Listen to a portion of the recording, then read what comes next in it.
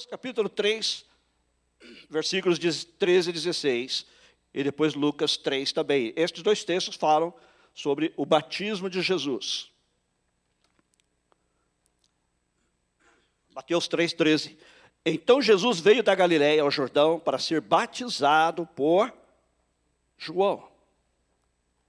João, porém, tentou impedi-lo, dizendo: eu preciso ser batizado por ti, e tu vens a mim? Respondeu Jesus: deixa assim por enquanto. Convém que assim façamos para cumprir toda a justiça. E João concordou. Assim que Jesus foi batizado, saiu da água. Naquele momento o céu se abriu e ele viu o Espírito de Deus descendo como pomba e pousando sobre ele. E também o 17. Então uma voz dos céus disse: este é o meu filho amado, de quem me agrado. Jesus é batizado, uma voz se ouve dos céus dizendo que este é o meu filho amado, de quem me agrada. Agora vamos aí em Lucas 3, que é um texto paralelo, versículos 21 a 23, que diz assim: quando todo o povo estava sendo batizado, também Jesus o foi.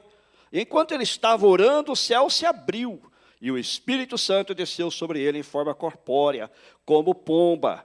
Então veio do céu uma voz: tu és o meu filho amado, em ti me agrado. Jesus tinha cerca de 30 anos de idade quando começou o seu ministério. Ele era considerado filho de José. Preste atenção. Estes dois relatos são paralelos, um escrito por Mateus e outro por Lucas. Nós vamos ver alguns detalhes em ambos. O batismo de Jesus foi um passo importante em sua missão geral de se identificar com um homem caído e pecador. Uma missão que seria finalmente completada na cruz, quando Jesus morreu pelos nossos pecados, conforme nós falamos hoje durante a ceia do Senhor.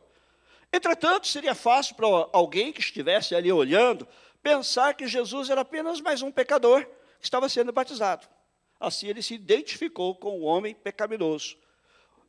F.F. Bruce, um famoso estudioso das Escrituras, diz que o batismo de Cristo poderia criar um mal-entendido, assim como a sua associação com publicanos e pecadores criou. Mas Jesus estava contente em ser mal-entendido. Veja que quando Jesus chega ali, diz que João tentou dissuadir Jesus. Ele tentou impedi-lo, dizendo: eu preciso ser batizado por ti, e tu vens a mim. João, ele se opõe ao batismo de Jesus, porque ele sabe que Jesus não precisa ser batizado. Seu batismo era um batismo de arrependimento. Não é? Porém, Jesus faz com que ele deixe de lado suas preocupações, suas objeções, declarando que era necessário que ele estabelecesse um exemplo. Pedro disse que Cristo estabeleceu o exemplo para que nós possamos seguir em suas pisadas. Jesus é o maior exemplo de vida para nós. Ele é, como eu já disse aqui antes, nosso Senhor e Salvador, mas ele também é o nosso exemplo de vida. Porque ele é o único que viveu uma vida perfeita. É o único em que realmente nós podemos mirar, olhar, como diz a Bíblia, mantendo os nossos olhos fixos nele. Jesus também estabelece um exemplo, porque ele não tinha nada do que se arrepender, João hesitou. Mas Jesus, na verdade, estava estabelecendo um exemplo diante de nós, um exemplo para nós. E esse batismo de Jesus declara alguma coisa. O que o batismo declara? O batismo declara a superioridade da vida espiritual sobre a material. A vida do Espírito sobre a vida da carne. Essa é a proclamação que Jesus tinha de fazer, e é por isso que o mundo ficou irado com ele. Por isso que as pessoas se iravam com Jesus. Porque as pessoas estavam vivendo da carne e seguindo os desejos da carne. Mas Jesus estava declarando que a vida espiritual é superior à vida da carne. E essa é a mensagem de toda a palavra de Deus, do Gênesis ao Apocalipse, que há uma superioridade da vida espiritual sobre a vida da carne. E é isso que o batismo representa. Quando você é batizado, é isso que o batismo representa. Primeiro, a morte da vida da carne. A Bíblia diz que quem está em Cristo é uma nova criatura. As coisas velhas, os pecados antigos passaram, mas você agora é uma nova criatura. Então a sua carne morreu, sua velha criatura morreu, você agora é uma nova criatura. Então também é a morte da vida antiga, da velha vida. para uma vida nova. Também da velha natureza, a nossa natureza que nós herdamos do nosso pai Adão, que é uma natureza pecaminosa. Das velhas ambições e também dos velhos desejos. Eles estão mortos, sepultados. Veja bem, você não morre para estas coisas do batismo. Você morre para estas coisas quando você recebe a Jesus Cristo como seu Senhor e Salvador. Porém, o batismo representa isso. Quando você desce as águas, significa que você morreu para estas coisas. E quando você é levantado das águas, simboliza que você agora vive esta nova vida em Cristo. Amém? E a nova vida, então, é como se ela saísse das águas, apenas representativamente, como eu falei, apenas simbolicamente, que representa a vida que você agora tem no Espírito de Deus. Uma nova vida, você é uma nova criatura. Aí o que acontece? Quando João entende isso, diz aqui que ele, então, concordou. Ele entendeu quando Jesus falou, nós vamos fazer isso para que toda justiça seja estabelecida. Ele, então, entendeu. E o propósito era, como eu disse, para que Jesus se identificasse completamente com o homem pecador, com você, comigo. Somos pecadores. Foi exatamente isso que Jesus fez no seu nascimento, da sua criação, da sua vida e da sua morte.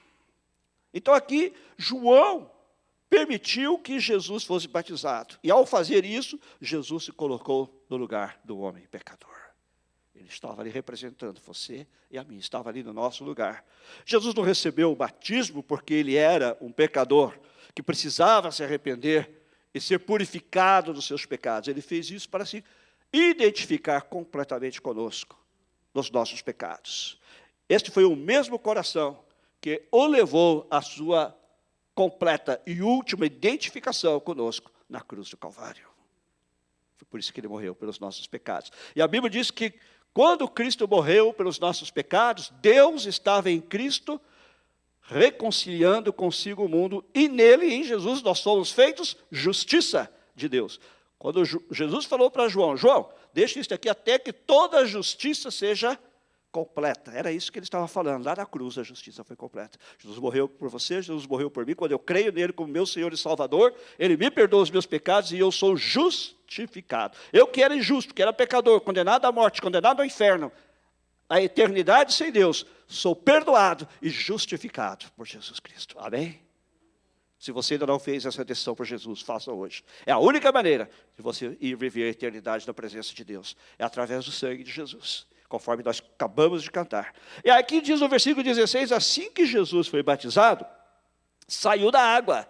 Naquele momento, o céu se abriu e ele viu o Espírito de Deus descendo como pomba e pousando sobre ele.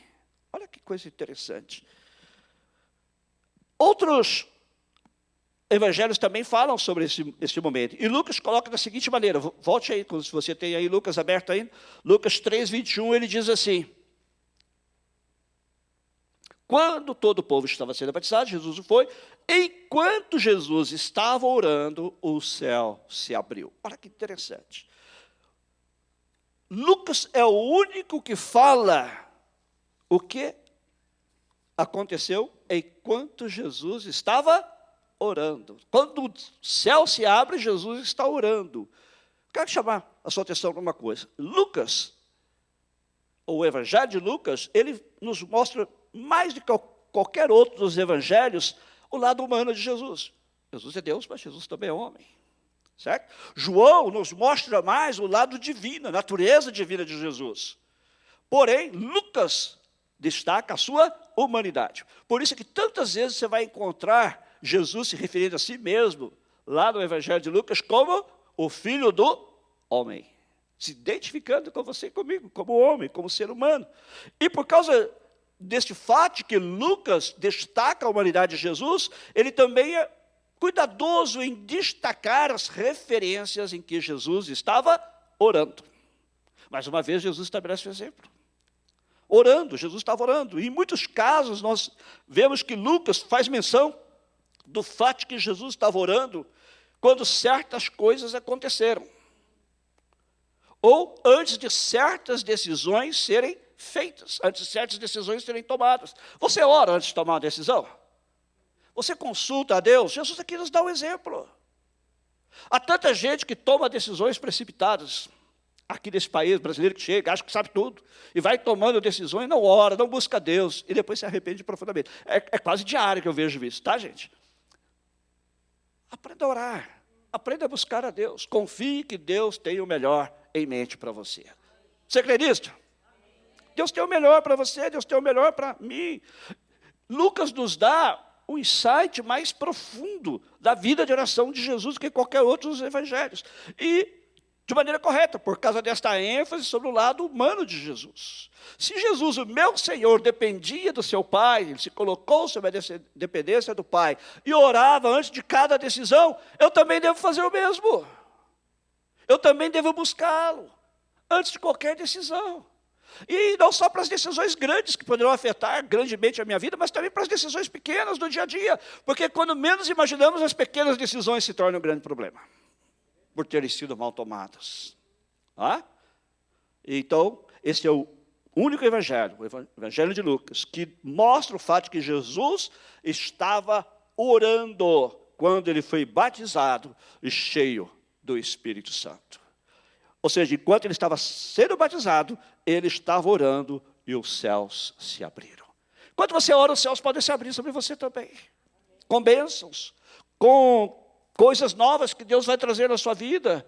Deus vai falar com você, você que não ouve há tanto tempo a voz de Deus, ore. E você vai ver como o céu se abre sobre você. Amém? E aí então diz aqui no versículo 23, que o Espírito Santo, na verdade no 22, o Espírito Santo desceu sobre ele em forma corpórea, como pomba. E então veio do céu uma voz, tu és o meu filho amado, em ti me agrado. Olha, gente, note bem, Jesus está sendo batizado, o Espírito Santo desce sobre ele, e a voz do Pai fala dos céus, dizendo, tu és o meu filho amado. Aqui você vê a trindade, o Pai, o Filho e o Espírito Santo. Você vê aqui a triunidade de Deus, Deus Pai, Deus Filho, Deus Espírito Santo. O Pai dos céus falando, o Espírito Santo descendo e o Filho sendo batizado. Está entendendo? O Filho sendo batizado, o Espírito Santo desce sobre ele e a voz do Pai declara, tu és o meu Filho amado, em ti eu me agrado. Outra tradução diz, em ti me compraste. Mesma coisa, né? Ora aí, tem gente, uns grupos aí que creem em só Jesus. Não tem muitos deles aqui na Califórnia, mas em outros estados tem. Às vezes eles se chamam pelo nome de Igreja Pentecostal Unida, Igreja Pentecostal Unida no nome de Jesus. Entre os hispanos tem a Igreja Apostólica. Eles dizem o seguinte, a principal diferença doutrinária entre eles e os evangélicos é a crença deles de que Jesus é o Pai. Ele também é o Espírito Santo. E ele também é o Filho. Só tem um, e esse é Jesus. Então, por isso que se chama só Jesus, ok? Agora é interessante você mostrar esse versículo aqui para eles, porque eles ficam numa enrascada. Né? Quando Jesus estava sendo batizado, e o Espírito Santo desceu sobre ele, de onde é que veio a voz? Se Jesus é o Espírito Santo, como é que ele estava ali presente fisicamente, e o Espírito Santo se manifestando também fisicamente? É? Em forma de um pombo, e uma voz que vem do céu. De onde é que vem essa voz? Quando o Pai falou assim, este é o meu filho amado, em quem me compraz, será que Jesus estava praticando ventriloquismo? Era ele mesmo falando? É meio estranho, né? Então, essas pessoas ficam meio enrascadas quando você chega aqui e eles desconversam. É assim com toda seita, quando você confronta seitas que pegam versículos isolados da Bíblia para tentar convencer você da verdade deles, né? Se você conhece a Bíblia, você vai mostrar para eles no próprio contexto, muitas vezes, que não é bem assim, que eles estão enganados, e aí eles não têm resposta. Ok? Muito bem, aí diz que a voz veio do céu dizendo, este é o meu filho amado, em quem eu me comprazo, ou de quem eu me agrado. O Pai estava orgulhoso de Jesus, gente. Este pai orgulhoso, ele não conseguia conter o seu prazer no seu filho. E ele falou dizendo, olha, este é o meu filho amado. Sabe quando você fala do seu filho com orgulho? É só ver a pessoa que é reclamando dos filhos. Fala com orgulho do seu filho. Esse meu filho dá muito trabalho. Oh, qual foi a última vez que você elogiou seu filho por alguma coisa? Tenta lembrar nos últimos 3 dias, quantas vezes você o elogiou e quantas vezes você deu bronca nele. tenho quase certeza que as brancas foram muito mais que os elogios. Né? Mas aqui o pai fala, este aqui, olha, é o meu filho amado, em quem eu me agrado, tenho prazer nele. Agora, Jesus disse o seguinte, eu sempre faço as coisas que agradam o Pai.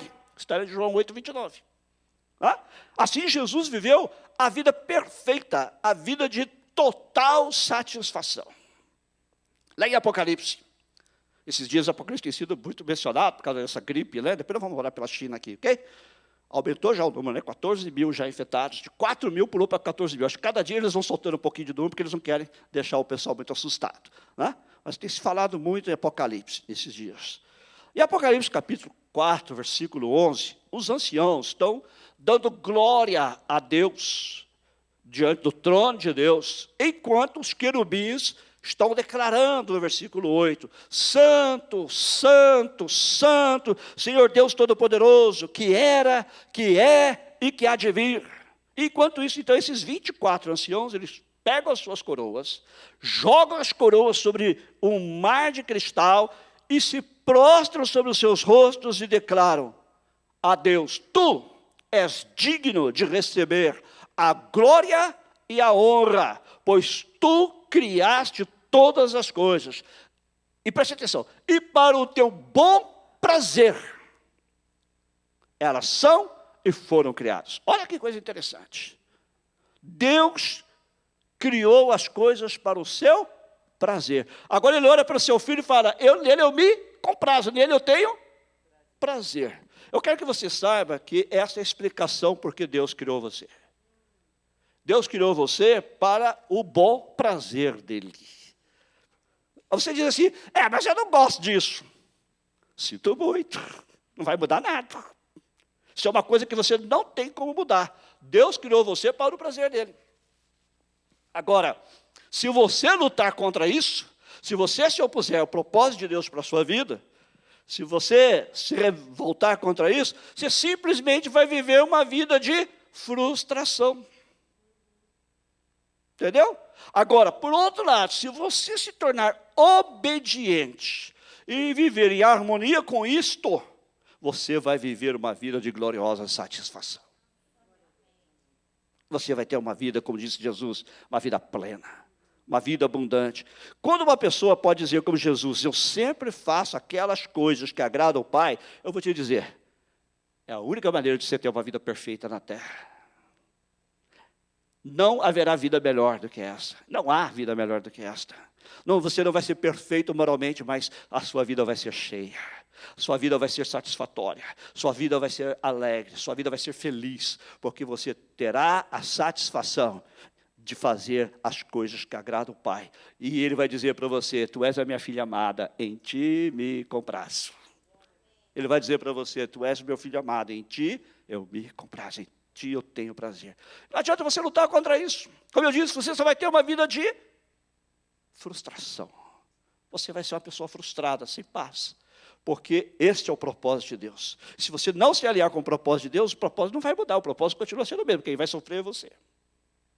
Ok? Então Deus está aqui testificando, este é o meu filho amado, em quem eu me comprazo.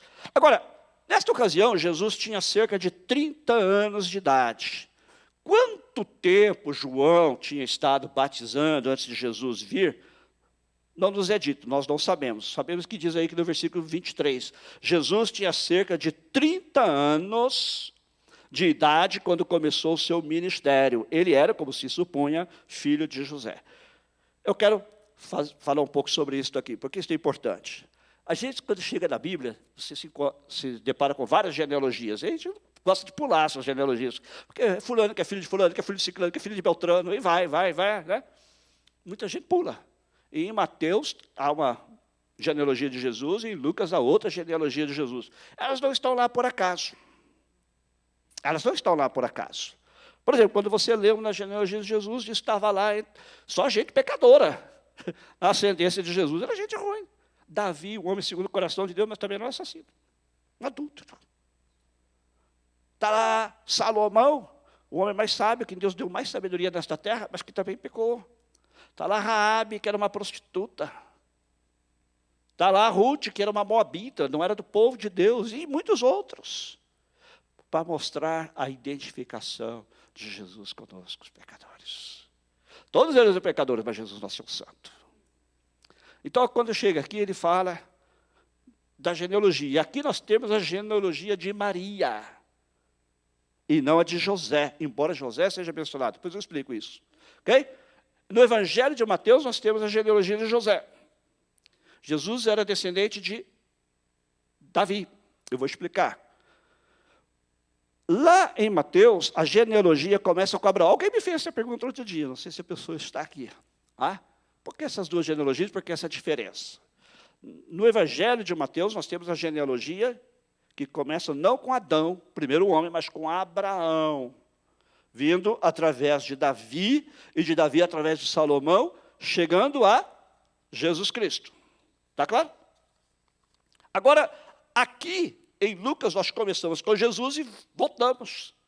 A gente vai para trás até Adão, e não até Abraão. Ok? Por que nós vamos até Adão? Porque todos nós somos descendentes de Adão. Ok? Então, agora você vai encontrar que a genealogia entre Abraão e Davi, nos dois evangelhos, é igual. Está certo? Entretanto, a genealogia aqui em Lucas, em vez de vir através de Salomão, como lá em Mateus, ela vem através de Natã, que era o irmão mais velho de Salomão. Ok?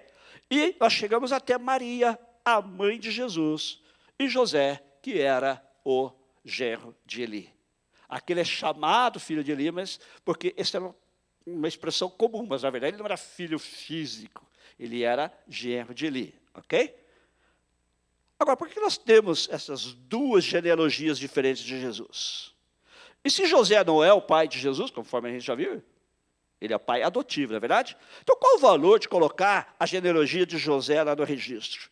Se Jesus foi nascido da Virgem Maria, eu posso entender a genealogia de Maria, certo? Agora, por que tem lá a genealogia de José? Porque é importante você saber que a genealogia de uma pessoa, naqueles dias, era um documento importante na vida daquela pessoa entre os judeus. Para eles era muito importante. É como você que carrega hoje uma identidade, não é? Sua identidade não tem lá o nome do seu pai, da sua mãe? Eles tinham a genealogia, só que não tinha só o nome do pai e da mãe, tinha todos os seus antepassados. No caso dos judeus, remontando até Abraão, que é o pai dos judeus. Está claro isso? Ok? Então, Deus tinha um propósito especial para a nação judaica. Esse propósito especial é que, através deles, viria o Messias, o Cristo, ao mundo. Okay? E assim Deus estabeleceu sua aliança com eles. Nós falamos hoje aqui, né, na ceia, da velha aliança que Deus estabeleceu com eles. Okay? E Deus deu-lhes uma lei. E nesta lei, nesta aliança, Deus incorporou, dentro das mesmas, que eles guardassem a pureza da sua raça, sem se misturar. Por quê? Há proibições ali contra casamentos interraciais. Por quê? Porque Deus estava procurando manter uma linhagem de Abraão até Davi e até o Messias. Está claro? Então, para alguém se chegar lá e dizer assim, eu sou o Messias, ele precisava provar que era descendente de Abraão. Ok? E tinha que provar que era descendente de Davi. Porque Deus prometeu tanto a Abraão como a Davi, que da sua semente as nações do mundo seriam abençoadas. Então é importante que tenha essas genealogias. É importante que ela esteja aí para mostrar quem Jesus realmente era. Que de fato ele era descendente de Abraão e de fato ele era descendente de Davi. Tanto por parte do seu pai adotivo, que era legalmente Jesus era filho de José. Então para ele herdar o trono ele precisava ser filho de José. Ainda que adotivo. Como também de Maria, que também era descendente de Davi. Mostrando que não só legalmente, mas também fisicamente, Jesus cumpria a profecia do Velho Testamento. Amém?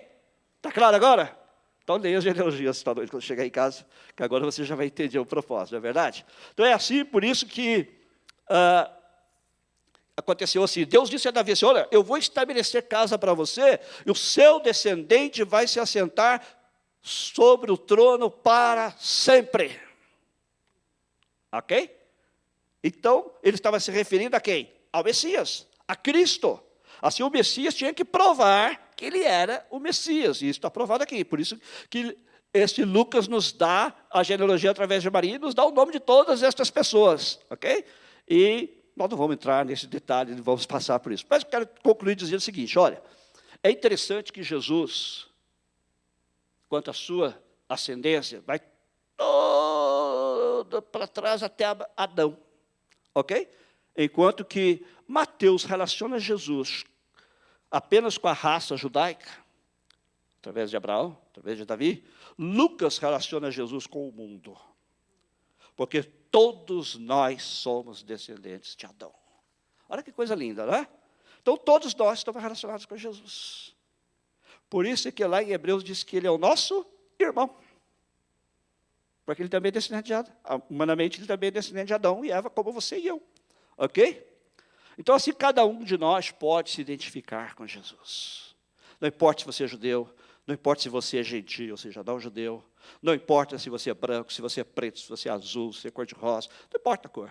Você é descendente de Adão e você pode se identificar com Jesus. Jesus se identificou com você na sua humanidade. A única coisa que Jesus não se identificou com você foi no pecado, mas ainda assim da cruz ele tomou todos os seus pecados. E ele se fez pecado por você e por mim, lá na cruz, para nos dar a salvação. Amém? Então, todos nós nos relacionamos com ele, de alguma maneira, fisicamente, mas todos nós também podemos nos relacionar com ele espiritualmente. Não há uma pessoa com a qual ele não tenha se identificado. Está claro isso?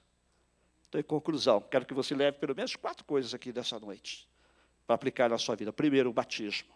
Jesus estabeleceu o exemplo. Ele não precisava ser batizado, conforme nós vimos, mas ele decidiu, voluntariamente, se identificar com você e comigo no batismo, com a nossa natureza pecaminosa. Ele decidiu que ele queria que nós olhássemos para ele como nosso modelo. E estabeleceu o exemplo para nós e para nós, sendo batizados. Se você não é batizado ainda, você já crê em Jesus como seu Senhor e Salvador, batize-se.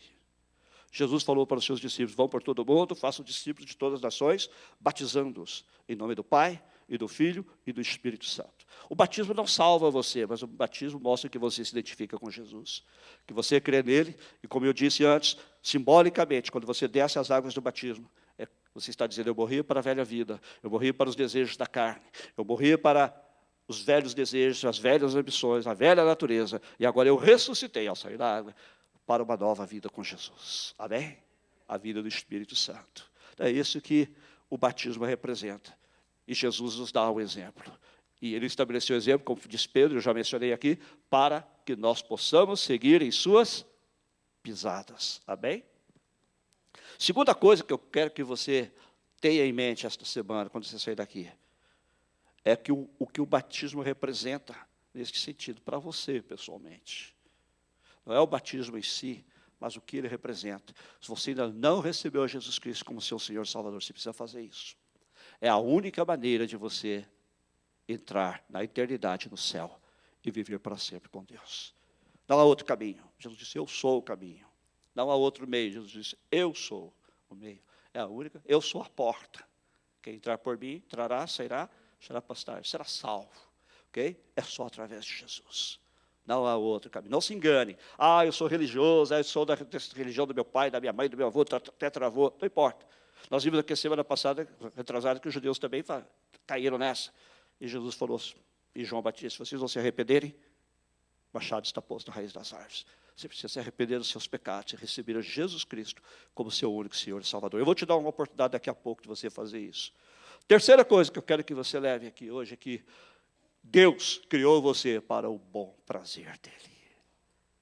E você só vai encontrar satisfação nesta vida, você só vai encontrar uma vida plena, se você se alinhar com os propósitos de Deus, revelados aqui em sua palavra. Se você for obediente à palavra de Deus. Receber a Jesus Cristo primeiro como seu único Senhor e Salvador, e ajudado pelo Espírito Santo, o mesmo que veio sobre Jesus lá no batismo, também virá sobre você, para capacitar você para viver o que está aqui na sua palavra. Deus criou você para o bom prazer dele. Enquanto você não se submeter ao propósito dele, à vontade dele, não se engane, você não vai ter vida plena. Você não vai ter uma vida de completa realização interior, de completa satisfação. E, finalmente, lembre-se, Jesus veio para todos. Judeus e gentios, todos os tipos de pessoa. Não é? Todos os tipos de pessoa. Ao se identificar como descendente de Adão, Jesus se identificou com você e comigo, que também somos descendentes de Adão, para nos dar a salvação. Somos todos relacionados com ele, fisicamente, mas só nos relacionamos com ele espiritualmente, quando cremos nele como nosso único Senhor e Salvador.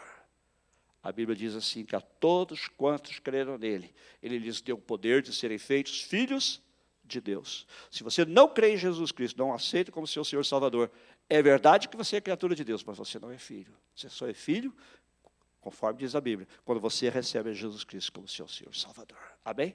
Vamos inclinar nossas cabeças, vamos orar. E nesta noite, se você está aqui, e você ainda não tomou uma decisão por Jesus Cristo, feche os seus olhos. Olhe para dentro de você mesmo e diga, será que eu realmente já encontrei Jesus? Eu já entreguei minha vida a Ele? Se você ainda não fez, como eu disse, quero dar a você agora a oportunidade de fazer isso.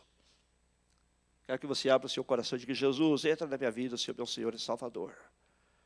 Eu não vou expor você aqui publicamente, mas você precisa confessar Jesus publicamente. Jesus falou, quem me confessar diante dos homens, eu também confessarei diante de meu Pai e dos anjos da sua glória. Mas quem me negar diante dos homens, eu também o negarei diante do meu Pai, diante dos seus anjos. Se você está aqui desta noite, você deseja aceitar a Jesus Cristo, recebê-lo como seu Senhor e Salvador. Aí mesmo sentado, todo mundo está de olhos fechados, você levante sua mão e diga, eu quero entregar a minha vida a Jesus. Eu quero a partir de hoje me relacionar com Ele, não apenas no físico, mas também espiritualmente. Quero que Jesus seja meu Senhor e Salvador. Se você deseja tomar essa decisão, levante a sua mão apenas para que eu saiba, depois nós vamos todos orar juntos. Amém, que Deus te abençoe. Deus te abençoe. Pode abaixar sua mão. Há mais alguém que quer tomar essa decisão? Essa é a decisão mais importante, mais preciosa da sua vida, porque ela vai durar por toda a eternidade. Você também que está nos assistindo pela internet, faça uma decisão aí agora, nós vamos orar. Eu gostaria que você fizesse essa oração também, confessando a Jesus como seu Senhor e Salvador. Ainda de cabeça baixada, olhos fechados, vamos orar. Senhor, nós te agradecemos pelo fato de o Senhor ter vindo à terra para se identificar conosco. O Senhor se identificou conosco no teu nascimento, o Senhor se identificou conosco na tua vida, o Senhor se identificou conosco no teu batismo, e o Senhor se identificou conosco lá na cruz, para nos dar a salvação eterna. E nós te louvamos pelo teu sacrifício. Que nesta semana nós possamos, Senhor, nos lembrar destas coisas. O Senhor estabeleceu o exemplo também de sermos batizados, uma forma de nos identificarmos contigo. É isso que o batismo representa, que morremos para a velha vida. Deixamos de ser aquela velha criatura e ressuscitamos para uma nova vida em ti, Jesus. Também, Senhor, nós ajuda-nos a nos lembrar de que o Senhor nos criou para o teu bom prazer. Nós só vamos ter verdadeira satisfação em nossa vida quando e enquanto nos alinharmos com o teu bom prazer, com o teu propósito revelado na tua palavra, nas Escrituras. E ajuda-nos a lembrar também, Senhor, de que Jesus veio para todos, todos os tipos de pessoas. Talvez haja pessoas aqui nesta noite que não se consideram dignas, que se consideram indignas, pessoas talvez que nos assistam pela internet, digam, não, mas eu sou indigno, eu não sou digno do amor de Deus. Sim, todos nós somos dignos do amor de Deus, diz a tua palavra. Deus amou o mundo, o Senhor nos amou a todos e deu o seu Filho por nós. Jesus, nós te agradecemos pelo fato de que tu nos amas a todos, independente do nosso passado, independentemente do que tenhamos feito. E quando cremos em ti, Senhor, o teu sangue nos purifica de todo pecado e nos faz uma nova criatura. Muito obrigado, Jesus. E agora eu vou fazer uma oração com quem levantou a mão. Eu quero que você também que está no auditório, repita comigo esta oração. Diga comigo, todo mundo, vamos dizer, Senhor Jesus, eu ouvi a tua palavra nesta noite. Como tu te identificaste comigo. E eu creio, Jesus, que tu és o meu Senhor. Tu és o meu Salvador. E neste momento, Jesus, eu te recebo como meu Senhor, como meu Salvador. E recebe-me tu também, Jesus, como teu filho.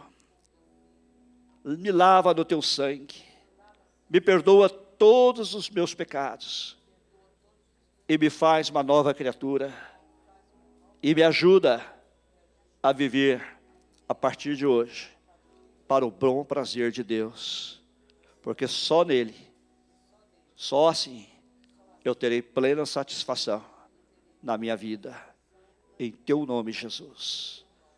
Amém. Se você orou, dê uma salva de palmas ao Senhor.